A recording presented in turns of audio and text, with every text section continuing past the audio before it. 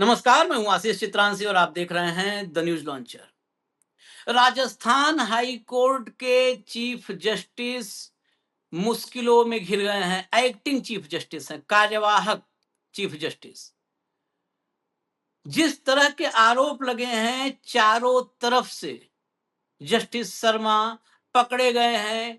Chief justice of India CJI Suryakant को supreme court के ही justice Mehta ने जो चिट्ठी लिखी है, वो चिट्ठी पूरे न्यायपालिका में हड़कंप मचा दी है।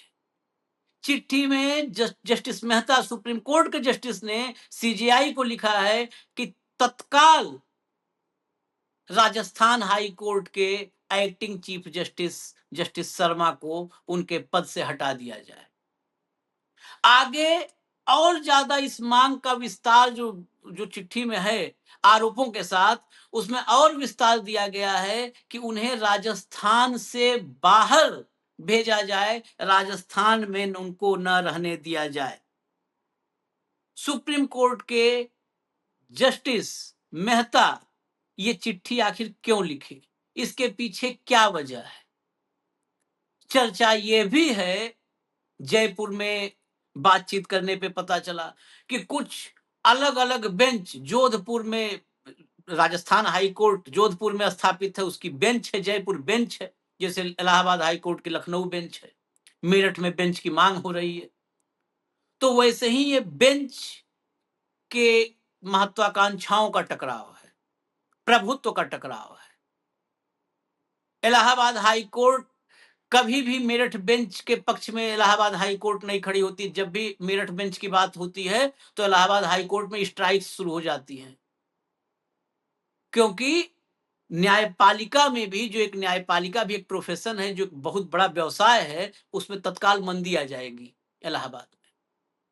तो क्या ऐसा इंटरनल, ऐसा एक दो लोगों का कहना है, वो सही है गलत है वो जाने, क्या इंटरनल कोई टसल है ऐसा, या जो उनके ऊपर आरोप हैं एक्टिंग चीफ जस्टिस शर्मा पर, वो आरोप भी बड़े गंभीर हैं। उसमें पैसे वाले लोगों की लिस्टिंग, केस की लिस्टिंग, मतलब अमीरों के केस की लिस्टिंग में खेल करने का आरोप है। अपने खास लोगों को लाभान्वित करने का आरोप है। साथी जजों के, जिनसे उनका नहीं मेल मिलाप बेहतर है, उनकी पत्नी को, उनके पत्नी के प्रति शत्रुतापूर्ण व्यवहार, मतलब एक बदले का के भाव जैसा आरोप है। यानी आरोप गंभीर भी है, बहुत गंभीर आरोप। भाव को लाइए तो फिर इस पूरे खेल को जितना समझ पा रहे हैं उतना समझाने की कोशिश करेंगे। स्वागत है भाव। ले आओ भैया, हेडलाइन से शुरू करो, सब दिखा दो जो जो आरोप है। राजस्थान हाई कोर्ट के चीफ जस्टिस को हटाइए। एससी के जज ने सीजेआई सूर्यकांत को लिखे कई लेटर, गंभीर आरोप। आगे चलिए, चेंज करते जाइए। राजस्थान हाई कोर्ट के एक्टिंग चीफ जस्टिस को पद से तुरंत हटाइए। एससी के जज ने सीजेआई सूर्यकांत को लिखी चिट्ठी। चेंज करते चलिए, रुकिए मत। सुप्रीम कोर्ट के जस्टिस संदीप मेहता ने सीजेआई सूर्यकांत से राजस्थान हाई कोर्ट के कार्यवाहक चीफ जस्टिस संजीव प्रकाश शर्मा को हटाने की मांग की है। उन्होंने कहा कि सीजेआई तत्काल प्रभाव से राजस्थान हाई कोर्ट का चीफ जस्टिस बनाने के लिए किसी दूसरे राज्य से मुख्य न्यायाधीश नियुक्त करें। राजस्थान से नहीं, किसी दूसरे राज्य से ला करके नियुक्त कर दें। जस्टिस संदीप मेहता ने 2 अगस्त, 10 अगस्त और 17 अगस्त को लिखे पत्र में राजस्थान के कार्यवाहक चीफ जस्टिस संजीव प्रकाश शर्मा पर गंभीर आरोप लगाए हैं। उनका कहना है कि जस्टिस शर्मा अमीर मुकदमेबाजों के फायदे के लिए केस लिस्टिंग में हेरफेर कर रहे हैं और अगले महीने होने वाली अपनी रिटायरमेंट से पहले अपनी प्रशासनिक शक्तियों का गलत इस्तेमाल कर रहे हैं। आगे चलिए, मतलब जाते जाते खटाखट काम कर रहे हैं ये, जो भी अपना निपटाना है इनको। जस्टिस शर्मा को नवंबर 16 में राजस्थान हाई कोर्ट का जज नियुक्त किया गया था और 2022 में उनका तबादला पटना हाई कोर्ट कर दिया गया था। जब पटना हाई कोर्ट भेजा गया तो उन्होंने स्वास्थ्य कारणों से वापस आने का अनुरोध किया था, मतलब वहां पर भी, ये पटना भी नहीं जाना चाहते थे। उस वक्त सीजेआई चंद्रचूड़ की अध्यक्षता वाले कोलेजियम ने मार्च 23 में उनके अनुरोध को ठुकरा दिया था और इसके बजाय उन्हें पंजाब हरियाणा हाई कोर्ट भेज दिया गया। फिर ये पंजाब हरियाणा हाई कोर्ट में भी बेचैन थे, तो मई 25 में कोलेजियम के एक नए प्रस्ताव में उनके राजस्थान लौटने की सिफारिश की गई। इसके बाद संजीव प्रकाश शर्मा कार्यवाहक मुख्य न्यायाधीश बने। जस्टिस मेहता के पत्र के अनुसार शर्मा इस पद पर पिछले 10 महीने से ज्यादा समय से बने हुए हैं। आगे चलिए। 2 अगस्त को लिखे अपने पहले पत्र में जस्टिस मेहता ने लिखा कि राजस्थान दौरे के दौरान हाई कोर्ट के कई जजों ने उनसे मुलाकात की, जस्टिस मेहता से, और जस्टिस शर्मा के व्यवहार पर अपनी नाराजगी जताई। पत्र में कहा गया कि शर्मा अक्सर सीजेआई के साथ अपनी करीबी का दावा करते हुए, अच्छा शर्मा सूर्यकांत शर्मा अक्सर सीजेआई के साथ अपनी करीबी का दावा करते हुए अपने साथी जजों को ट्रांसफर जैसी बदले की कार्रवाई की धमकी देते हैं। आगे चलिए। पत्र में सुप्रीम कोर्ट की टिप्पणी का जिक्र।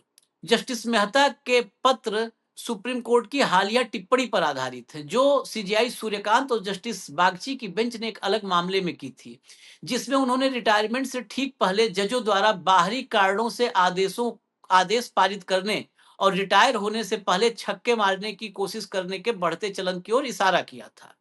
आगे चलिए। रिटायरमेंट से पहले बैठक। सबूत के तौर पर पत्रों में राजस्थान हाई कोर्ट की डिवीजन बेंच के 2 आदेशों का हवाला दिया गया है। उदयपुर शहर में जस्टिस मेहता द्वारा बेहद कीमती जमीन कहे जाने वाले मामलों की अपीलों के केस जयपुर सीट पर जस्टिस शर्मा की अपनी बेंच के सामने लिस्ट किए गए थे, जबकि जस्टिस शर्मा का ही पहले का फैसला था कि ऐसी मुख्य बेंच से जुड़े मामलों को वहां नहीं ले जाया जा सकता है, लेकिन उसको ले आए अपने ही फैसले के उलट। आगे चलिए। हाँ, वहीं दूसरा मामला 17 अगस्त के पत्र में यह भी आरोप लगाया गया कि राजस्थान हाई कोर्ट के एक मौजूदा जज जस्टिस उमा शंकर व्यास ने साथी जजों से शिकायत की थी कि जस्टिस शर्मा उनकी पत्नी, जो उमा शंकर व्यास की पत्नी, जो एक सीनियर डिस्ट्रिक्ट जुडिशियल अफसर हैं, के प्रति बदले की भावना से काम कर रहे हैं। जस्टिस व्यास ने कथित तौर पर दावा किया कि जस्टिस शर्मा ने अपनी मनमर्जी से जोधपुर कोर्ट की नई बिल्डिंग के उद्घाटन में देरी की, जिससे संस्थान को नुकसान हुआ। जस्टिस मेहता ने इसे माफी न देने लायक बताया है। आगे चलिए। एक अलग शिकायत जो वकील पूजा त्रिपाठी ने सुप्रीम कोर्ट के जस्टिस विक्रमनाथ को लिखी थी, जिसकी कॉपी जस्टिस मेहता समेत अन्य 16 लोगों को भेजी गई थी, उसमें आरोप लगाया गया कि जस्टिस शर्मा ने अपने पद का इस्तेमाल जयपुर और अजमेर में अपने करीबी लोगों, जिनमें बचपन का एक दोस्त और 2 डिस्ट्रिक्ट जजों के जीवन साथी शामिल हैं, उनके लिए परमानेंट लोक अदालत में नियुक्तियां पक्की करने के लिए किया। ये 3 लोग। उसी शिकायत में आरोप भी लगाया गया है कि जस्टिस शर्मा ने हाई कोर्ट में प्रमोशन के लिए 4 महिला वकीलों के नाम आगे बढ़ाए हैं। जस्टिस मेहता ने कहा कि इनमें से कोई भी महिला वकील अभी प्रैक्टिस नहीं कर रही है। जिन 4 का नाम प्रमोशन के लिए बढ़ाया है, उसमें कोई भी करंट प्रैक्टिशनर नहीं है, और कहा जाता है कि हर एक का संबंध किसी सीनियर वकील या उनके करीबी रिटायर्ड जज से है। यानी जितना, मतलब अंधा बाटे रेवड़ी घरे घराना खाए, जितना खास लोग हैं वो सब जाते जाते सबका सेटलमेंट हो जाएगा, सब सेट हो जाएंगे। ये पूरा पूरा इनका जो है आरोप पत्र इनके ऊपर है, जिस मामले में चारों तरफ से पकड़ाए हैं। एक बार एंड बेंच का दिखा दीजिए ट्वीट, बार एंड बेंच ने भी इस खबर को डाला है। फिर चलेंगे भावुक पास। Supreme Court justice Sandeep Mehta ask CJI Suryakant to replace Rajasthan High Court acting chief justice for misusing office. हटा दीजिए भाऊ। मुझे आशिक जी बहुत हंसी आ रही है। हंसी इसलिए आ रही है कि बच्चों के टेक्स्ट बुक में एक पैराग्राफ क्या छपा कि भ्रष्टाचार है, हमारे यहाँ न्यायपालिका में भी भ्रष्टाचार है। उस पैराग्राफ को लेके सूर्यकांत जी आग बबूला हुए, वो किताबें जलाई दी गई। उसके बाद जो किताबें लिखने का जो पैनल था उनके ऊपर उनको सजा दी गई, माफी मांगी नेशनल सरकार, और सरकार एक्शन में आ गई। सूर्यकांत जी अब बताए कि जस्टिस मेहता के पत्र में उन्होंने क्या कहा। शर्मा को ईमानदार कहा क्या? यदि शर्मा की एक कार गुजरी है जो एक चीफ जस्टिस आपके आपके साथ वाले साथी जज कहते हैं सुप्रीम कोर्ट के, तो फिर क्या यह भ्रष्टाचार नहीं है? दूसरी बात महत्वपूर्ण, जब चंद्रचूड़ ने इनका तबादला पंजाब और हरियाणा कर दिया था, ये बोल के कि आपको पटना नहीं जाना है लेकिन आप राजस्थान में नहीं रह सकते, बहुत दिन हो गए, उस कोलिजियम में क्या सूर्यकांत नहीं थे?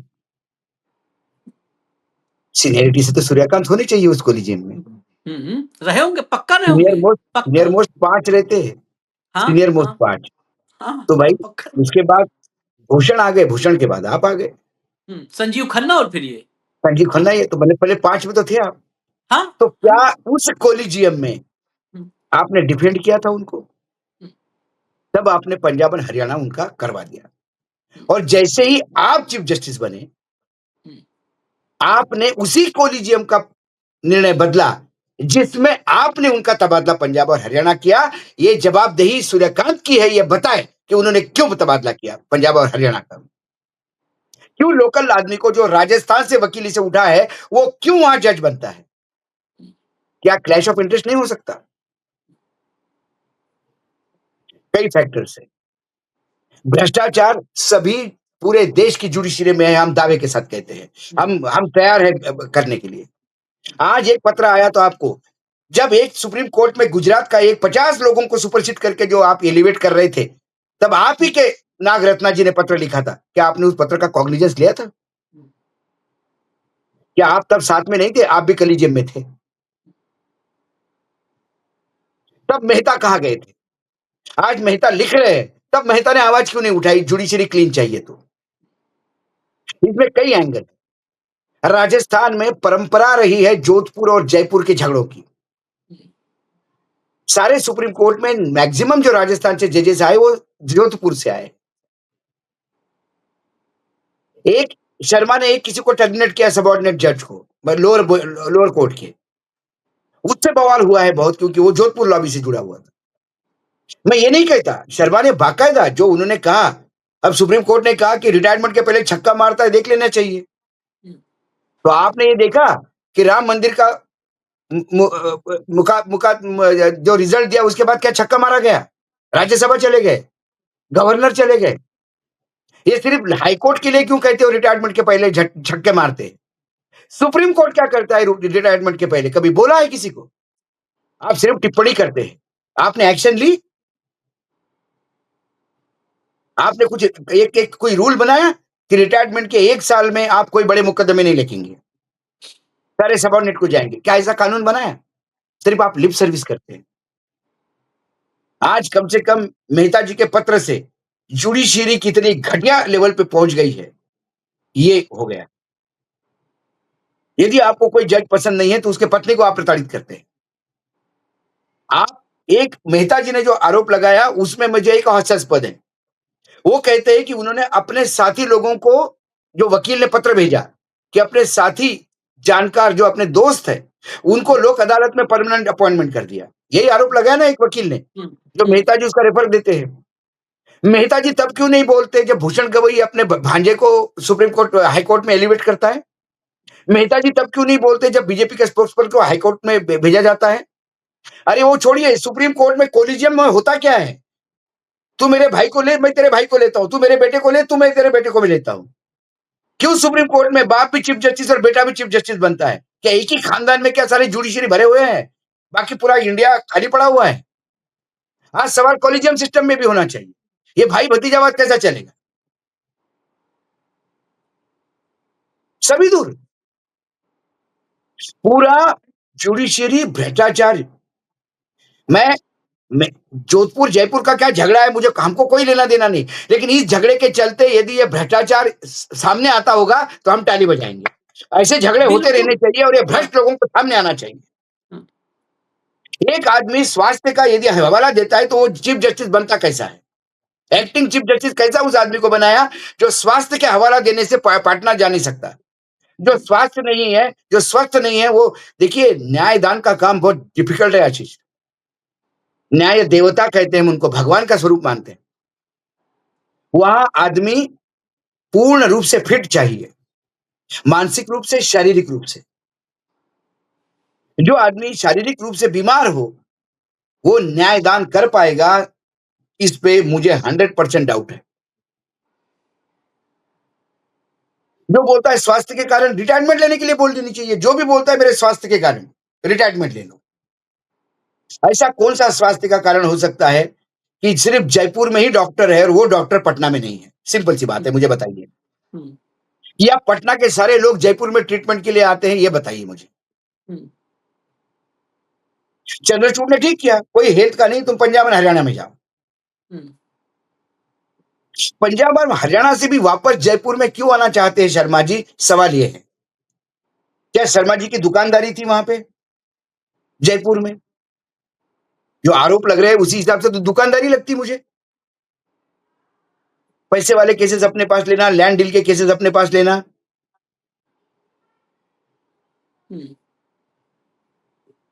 ये अब तक हुआ क्यों? और ये जो पत्र लिखे गए हैं बहुत पुराने पत्र हैं। वकील ने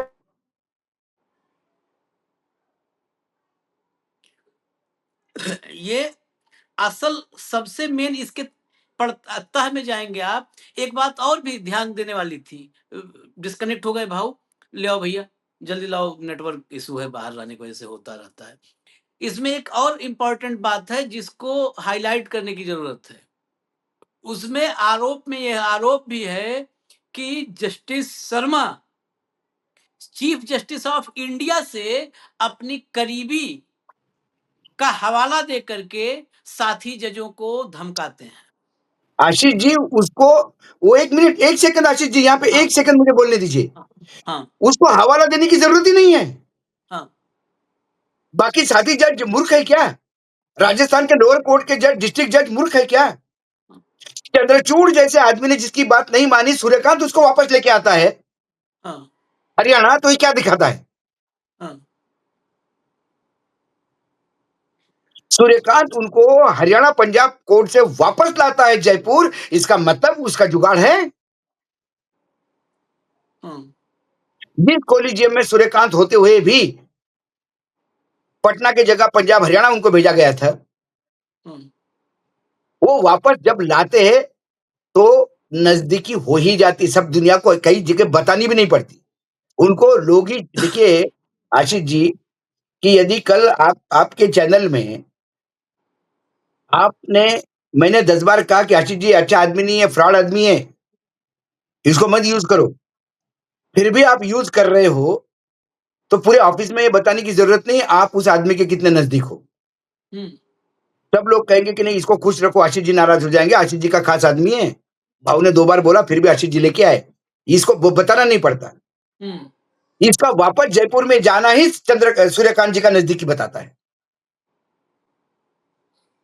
और एक बार लोग डरते कि भाई चीफ जस्टिस का इतना खास है कि देखो पुराने कॉलेजियम का पलट दिया, चंद्रचूड़ जैसे ही गए सूर्यकांत जी वापस लेके आए, खास आदमी है सूर्यकांत जी का। उसके बाद तो फिर आपको कुछ बोलने की जरूरत ही नहीं है। नजदीकी तो तभी दिख गई सूर्यकांत जी की, और सूर्यकांत जी की नजदीक अभी और कंफर्म हो जाएगी जब ये सूर्यकांत जी की तरफ से रिप्लाई आएगा कि अभी 1 महीने 2 महीने के लिए क्या ट्रांसफर करें, वो रिटायर्ड ही हो रहे हैं। महीने भर रिटायरमेंट है, अगले महीने हाँ, रिटायरमेंट है। और बहुत क्लियर समझिए, ये सूर्यकांत जी के पास चिट्ठी गई है जस्टिस मेहता की। खुद सूर्यकांत के सुप्रीम कोर्ट एलिवेशन पर सूर्यकांत के खिलाफ चिट्ठी आई थी। चिट्ठी आई थी। खुद सूर्यकांत के खिलाफ कि ये जज सुप्रीम कोर्ट में लाने लायक ये जस्टिस नहीं, सूर्यकांत नहीं नहीं, है। नहीं, नहीं। इनके ऊपर संपत्ति से लेकर के इनका कि पूरा तमाम कच्चा चिट्ठा, तमाम पूरा कई पन्नों का न्यूज़ लॉन्चर के पास पूरा कच्चा चिट्ठा है। लेकिन हम पूरा है सुपारीबाज चैनल नहीं है। आशीष जी ने यह कहा था कि अभी वो सुप्रीम कोर्ट के चीफ जस्टिस बन रहे हैं, आज हम स्टोरी कैरी करेंगे तो लोगों को लगेगा हम किसी की सुपारी बजा रहे हैं। ये डॉक्यूमेंट हमारे पास है और जिस दिन सूर्यकांत जी की बात होगी उस दिन ये डॉक्यूमेंट के साथ बात होगी। हाँ, हाँ, पूरी चिट्ठी है, पूरा दस्तावेज है, पूरी फाइल है, चंडीगढ़ से दिल्ली तक का पूरा सफर है। तो खुद इनके खिलाफ चिट्ठी आई थी, खुद चिट्ठी आई। सवाल ये है कि हमारे साथ कार्यक्रमों में अक्सर रहते हैं बलराज मलिक। आज मुझे उनके 2-3 गंभीर बातें याद आ रही हैं, मैं उसी पे चर्चा भाव पास चलूंगा। वो अक्सर एक बात कहते हैं, 2-3 बातें उनकी बड़ी महत्वपूर्ण और आज सब अक्षरशः साबित हो रही हैं। कुछ तो पहले हम व्यवहारिक रूप से अनुभव किए थे, आज कुछ बची हुई अनुभव कर लिए। उन्होंने अक्सर कहा ये कॉलेजियम सबसे बड़ा न्यायपालिका पर सबसे बड़ा जो धब्बा है वो कॉलेजियम है। ये कॉलेजियम भाई भतीजावाद का अड्डा बना है। ये कॉलेजियम पहला पॉइंट उनका। दूसरा उन्होंने एक यही कॉलेजियम बिठाया है इनको। दूसरा उनका पॉइंट हमेशा रहा है मास्टर ऑफ रोस्टर खत्म किया जाना चाहिए। जो चीफ जस्टिस के पास ये मास्टर ऑफ रोस्टर का अधिकार है, यही करप्शन का सबसे बड़ा अड्डा बन चुका है और जस्टिस आशीष जी, सलमा पर आपको याद होगा सुप्रीम कोर्ट के जजों ने प्रेस कॉन्फ्रेंस की थी एक बार, याद है? हाँ हाँ हाँ वो हाँ मास्टर उस ऑफ रोस्टर को लेके थी। मास्टर ऑफ रोस्टर को लेकर थी। उस मास्टर ऑफ रोस्टर को लेकर के वही आरोप है जस्टिस सलमा पर कि वो केसों की लिस्टिंग में अमीरों का माल विशेष माल ध्यान रखते वाले, हैं। अमीरी को नहीं, माल वाले, जहाँ माल माल मिले। हाँ माल वाले ध्यान रखते हैं। दो बातें। तीसरी तीसरा आरोप और एक निकल गया होगा उस सतही तौर पर गंभीर आरोपों में कि चार ऐसे वकील जो प्रैक्टिशनर जो प्रैक्टिस ही नहीं कर रहे नहीं हैं करते। उनको उनको जो है प्रमोट करने के लिए उन्होंने रिकमेंड किया है और वो चारों या तो उनके दोस्तों के घर वाले हैं या उनके करीबी जजों के। अभी पिछले चर्चा में जब हमारे साथ थे बलराज मलिक, तो बलराज मलिक ने कहा था ये सीनियर बनाने का खेल, सीनियर हाँ, एडवोकेट का खेल। जो सीनियर एडवोकेट आज वकालत में उम्र से सीनियर नहीं होता है। सीनियर एडवोकेट यहाँ तय करता है सुप्रीम कोर्ट से कि कौन ये सीनियर एडवोकेट हो गए। सुप्रीम कोर्ट में जो सिस्टम है वो होता है advocate on record and hmm, designated senior. Hmm, तो हम्म, एडवोकेट ऑन रिकॉर्ड होता है कि सपोज मुझे आपने केस दिया, मैंने केस लिया सुप्रीम कोर्ट में, हम्म, लेकिन जब मैं सामने पेश होऊंगा तो मैं एडवोकेट ऑन रिकॉर्ड हूं, लेकिन senior designated senior Ashish ji है, तो मुझे उनको हायर करना पड़ेगा कि सुप्रीम कोर्ट से आप बात करेंगे, हम्म, मैं साथ में खड़ा हूंगा। तो एडवोकेट ऑन रिकॉर्ड कौन है सर? वानखड़े, अशोक वानखड़े। अच्छा, ये senior designated senior Ashish ji गुलाब है, हाँ सर। ये क्या दुकान है भाई? और सुप्रीम कोर्ट के जजेस तय करते हैं कि ये एडवोकेट ऑन, सीनियर एडवोकेट हो। एग्जैक्ट एडवोकेट हाँ ऑन रिकॉर्ड तो लोअर कोर्ट का भी होता है, हाई कोर्ट का भी प्रैक्टिशनर एडवोकेट ऑन रिकॉर्ड हो सकता है। हम्म, तो ये जो, तो आप जजेस ये देखते हैं कि मेरे साथ अच्छा व्यवहार किसका है। तो जो जजों की चमचागिरी करेगा उसको हाँ यदि आप ये इनडायरेक्टली, मैं ये नहीं कहता हूं कि सारे सीनियर ऐसे ही बने हैं, मैं नहीं नहीं प्लीज प्लीज, जो बाय एंड लार्ज वर्तमान में जो जैसे बेंच में लोग आ रहे हैं उसमें तो यही है, जो चाटुकार होगा उसको, मेरा होगा तो कर दूंगा, तेरा होगा तो नहीं करूंगा। हाँ, ऐसे कई सीनियर है जो बहुत सीनियर है लेकिन डेजिग्नेटेड सीनियर नहीं है वो। हाँ, और कई सीनियर ऐसे भी है डेजिग्नेटेड सीनियर, तो कई बार पूछना भी पड़ता है कि डेजिग्नेटेड सीनियर क्यों है। 40 साल तो हमको भी हो गए दिल्ली में रिपोर्टिंग करते करते, और हमने बाकायदा कोर्ट की भी रिपोर्टिंग की है। तो ये बहुत बड़ा एक इतना फेवरिज्म के अड्डे हैं, ये जो पीछे से जो दरवाजे खुलते हैं।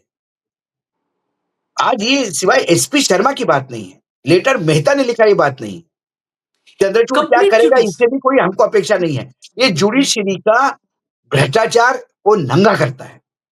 ये बता रहा है कि ये कालिक की कोठरी है। हाँ, एग्जैक्ट।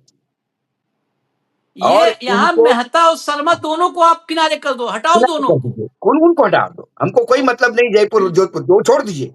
हमें हम्म, ये सिर्फ कहना है कि ये ऐसा आदमी जिसको एक कोलिजियम ने, जयपुर में इतने साल नहीं रह सकते, मतलब कोई लोग 20-20 साल एक जज रहेगा एक ही बेंच पे, ये क्या है? कौन सा धंधा है भाई? या 3 साल में अधिकारी की बदली होती है, 5 साल में सरकार बदलती है, और ये आप ये जज हो गए तो लगातार बने रहेंगे, मेरा स्वास्थ्य ठीक नहीं है, मेरा ये ठीक नहीं, मेरा, अरे स्वास्थ्य ठीक नहीं तो घर बैठ, जगह खाली कर। थोड़ा मेडिकल अनफिट हो जाता है तो जवान को भेजते हैं ना घर, कि नहीं आप लड़ने के लिए नहीं हो अभी। क्यों नहीं हो? क्योंकि आप मेडिकली फिट नहीं हो सकते।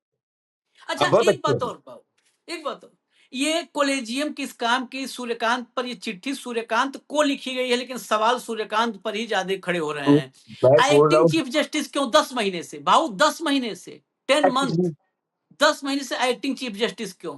आपकी इतनी क्षमता नहीं है कि आप चीफ जस्टिस किसी स्टेट को दे पाओ अरे परमानेंट? बाबा, एक मेरी बात मानिए, जब उनका अपना सगा है तो एक्टिंग चीफ जस्टिस 10 महीने क्या, वो 11 महीने और 12 महीने भी रह सकता है। वो सगा क्यों है? जिस कॉलेजियम ने उनको राजस्थान से बाहर हटाया था, ये फिर वापस राजस्थान लेके आए, क्यों लेके आए? क्या और कोई कोर्ट नहीं था? हमारे मुरलीधरन को जब तुमने, हमारे मतलब इंदौर बेंच के मुरलीधरन को छत्तीसगढ़ से बनारस भेज दिया, श्रीधरन, इलाहाबाद भेज दिया, श्रीधरन, है ना, श्रीधरन, श्रीधरन को, तो श्रीधरन को दे देते हरियाणा में या राजस्थान हाँ में, हाँ उसको दे हाँ देते तब। तब तो आपको गवर्नमेंट ऑफ इंडिया के लेटर की बड़ी चिंता थी। इंडिया की हाँ गवर्नमेंट ने कहा कि इसको बना इलाहाबाद भेजो ताकि इसकी जेन्युइनिटी खत्म हो जाए। जहाँ सर किसी अच्छे जज की सीनियरिटी खत्म करने के लिए खेल होते हो, जहाँ अपने वालों को लगातार एक जगह पे बिठाया जाता है, अपने ही कॉलेजियम के लिए निर्णय को अपने ही खुद बदलते हैं। इसको क्या कहेंगे हम? साफ-सुथरी बात कहेंगे? ये भ्रष्टाचार में अखंड डूबी सिस्टम है। उस पुस्तक में लिखा हुआ पैराग्राफ नहीं, उसमें एक चैप्टर लिखना चाहिए अगली बार। चैप्टर की किताब एक होनी चाहिए, एक किताब किताब अलग से कोर्स में। ये बात कर रहे हैं। राजनैतिक भ्रष्टाचार इस देश में पढ़ेंगे लोग, कार्यपालिका का भ्रष्टाचार पढ़ेंगे, न्यायपालिका कौन प सुरखाप के पढ़ लगे अरे हैं। पत्रकारिता का भ्रष्टाचार पढ़ेंगे। हाँ, पत्रकार जेल में हाँ, जाते हैं, हाँ, कॉलम-कॉलम छपते हैं। हाँ। ये कौन है भई? ये मंगल ग्रह से आए क्या? हमारे बीच में से उठते हैं। इनके माँ-बाप पहले कहीं जज बने हैं, तो ये सब जज बने हैं। किसी नेताओं के पिछवाड़े में नेताओं को मक्खन लगा-लगा के नेता बने हो आप। कोई भाई-भतीजा, कोई किसी का भांजा, किसी का भतीजा, कोई अपना जूनियर, राजकीय दलों के प्रवक्ता, ये जजेस बनवाओगे आप और ज्ञान दोगे कि भ्रष्टाचार हमारे पास नहीं है। जले हुए नोट मिलते हैं, भ्रष्टाचार हमारे पास नहीं है। अच्छा, आरोपी एक की एक फेहरिस्त होती है, भ्रष्टाचार हमारे पास नहीं है। ये भ्रष्टाचार पे बोलने का अधिकार कम से कम उसको नहीं होना चाहिए जिसके ऊपर भ्रष्टाचारों के आरोपी की लंबी लिस्ट पड़ी हुई है। भाऊ, एक बात आखिर सवाल करना है, और बहुत मैं दर्शकों से कहूंगा गौर से इस बात पे ध्यान दीजिएगा, और आप लोग भी हमारे साथ थोड़ा होमवर्क करिएगा। आप जो है आजादी के बाद से भारत की जुडिशरी पर एक निगाह मारिएगा सरसरी तौर पर। 14 में इस देश का कायाकल्प शुरू हुआ, मोदी जी आए, और 18 से, मैं 4 साल फिर भी किनारे कर रहा हूं, 18 से 26 इस देश में दीपक मिश्रा, रंजन गोगोई, बोबड़े, चंद्रचूड़, गवई, सूर्यकांत, जुडिशरी, उसके बाद justice Yashwant Verma, justice Shekhar Yadav, justice Sharma, इस देश में जुडिशरी मतलब न्यायपालिका जो होता था कि जिस पर सिर्फ सम्मान हो, कि जो सम्मान से देखें, कभी कभार कुछ आरोप लग गए तो लग गए, बाई चांस हो गया। ये इस देश की न्यायपालिका खुद ही, इस देश की न्यायपालिका पर सुनवाई के लिए एक अलग न्यायपालिका की जरूरत आज पड़ गई है। ये विवादों से इनका इतना नाता हो गया, केवल विवादों में घिरे हुए। मैं इतने नाम गिना दिया आपको, और जज अगर जज पे चले जाए तो बेला त्रिवेदी से लेकर के फिर अरे, सबका अरे, हम अरे, नाम अरे, अरे, ले अरे, आएंगे। बहुत बहुत लिस्ट है। मैं एक बात हैं? बता दूं आपको, ये लिस्ट छोड़ दीजिए। अच्छे जजों की, ईमानदार जजों की उंगलियों में गिनने लायक भी संख्या नहीं। हम तो पिछले 10 गिनते साल में हैं, देखा जाए तो। बुरा लगेगा, गिन देते हैं। जब आपने कह दिया justice Abhay Ashok, justice Ujjwal Bhuyan, justice Nagarathna, justice Atul Sreedharan, justice Muralidhar, इनको छोड़ करके मुझे मैंने नाम क्या नहीं कहा? सूझता मैंने है। आपको क्या कहा? आपने नाम गिनाए। मैंने कहा उंगलियां में गिनने लायक नाम है, 5 उंगलियों में खत्म हो जाता है। 6वीं उंगली नहीं उठानी पड़ती। हाँ, और उसके बाद भी आप कहते हैं कि हम भ्रष्ट नहीं हैं। एक बात बता दूं, कार्यपालिका, न्यायपालिका और विधायिका। विधायिका में लोग स्वयं को भगवान घोषित करते हैं, देवा भाऊ, नरेंद्र, इंद्र। कार्यपालिका में वो भगवान होने का एक अपना एक आभा बनाते हैं। लेकिन न्यायपालिका में जनता भगवान मानती है, न्याय देवता बोलते हैं, न्याय का मंदिर बोलते हैं। न्यायालय को मंदिर की संज्ञा दी जाती है और न्यायाधीश को भगवान की संज्ञा दी जाती है।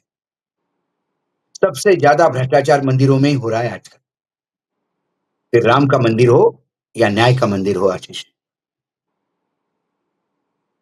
क्या कहूं? इस मेहता के पत्र के बहाने एक बार फिर इनका चेहरे का मुखौटा उतरता है।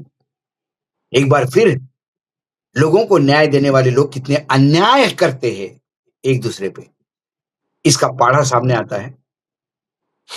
और कुल मिला के ऐसे भ्रष्ट सिस्टम से आप क्या अपेक्षा कर सकते हो? बस पैसा बोलता है, ना बीवी है, ना बच्चा, ना संविधान, ना न्यायालय। होल थिंग इज दैट कि सबसे बड़ा रुपया। नहीं, आज जरूरत है, अब कार्यक्रम खत्म करते हैं, लेकिन ये जरूरत है कि अब न्यायपालिका पर देश में विमर्श हो, देश में बिल्कुल, विमर्श का मुद्दा सिर्फ बिल्कुल। सियासतदान नहीं होने चाहिए, ये बिल्कुल, न्यायपालिका। और न्यायपालिका जिस दिन दुरुस्त हो गई, हमेशा देखिए, एक बार कई बार रिवर्स गियर में भी गाड़ी चला के देखिए, न्यायपालिका दुरुस्त हो गई तो इस देश के जो विधायिका है ना, इनकी जैसे बालिक सामने जाने और पर आधी ताकत चली जाती थी, हाँ, दुष्ट न्यायपालिका के सामने विधायिका तो आधा अपना भ्रष्टाचार की ताकत वैसे ही खो देती है। वैसे खो देती है, खो देती है। और उनको रहता है कि सामने कार्यपालिका औकात में आ जाती है। औकात में रहती है इन दोनों को। तो इसलिए न्यायपालिका पर विमर्श बहुत जरूरी है। ये जितना इनको लिवरेज हो गया, इनको लगता है कि हम न्यायपालिका हैं, हमारे सामने लिखा है जस्टिस, तो कोई बोलेगा ही नहीं, डर जाएंगे लोग कि ना, जस्टिस के ना, ना, बारे ना। में जस्टिस साहब हमको जेल में डाल देंगे। यदि अरे देश भाई, के जस्टिस को ठीक करना हो, जुडिशरी को ठीक करना हो, न्यायपालिका को ठीक करना हो और उसका खामियाजा जेल में जाना हो, तो वो भोगने के लिए मैं और आशीष जी दोनों तैयार है। हम आज हाँ बोल देते। हाँ, एकदम। हाँ, लेकिन संविधान चलिए, के कस्टोडियन को संविधान को जीमने नहीं देंगे।